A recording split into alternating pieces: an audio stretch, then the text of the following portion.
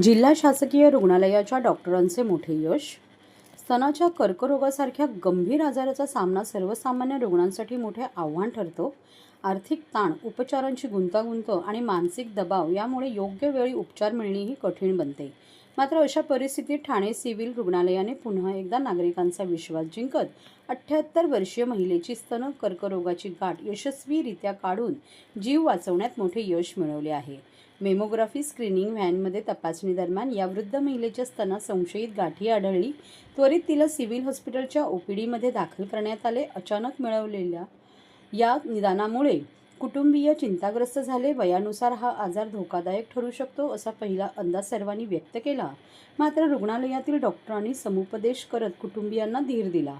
यानंतर इमेजिंग तपासण्या आणि कोर निडल बायोप्सीमध्ये तिच्या डाव्या स्तनात ductal carcinoma in situ DCIS असल्याची पुष्टी झाली.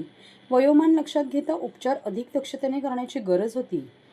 मल्टीडिसिप्लिनरी टीमच्या चर्चेनंतर ब्रेस्ट पोस्ट सर्जरी करण्याचा निर्णय घेण्यात आला. जिल्हा शल्यचिकित्सक डॉक्टर कैलास पवार आणि अतिरिक्त जिल्हा शल्यचिकित्सक डॉक्टर धीरज महागडे यांच्या मार्गदर्शनाखाली ही शस्त्रक्रिया पार पडली. पेरियरी लोअर इन्सिजन तंत्रांचा वापर करून कर्करोगग्रस्त भाग सुरक्षितपणे काढण्यात आला.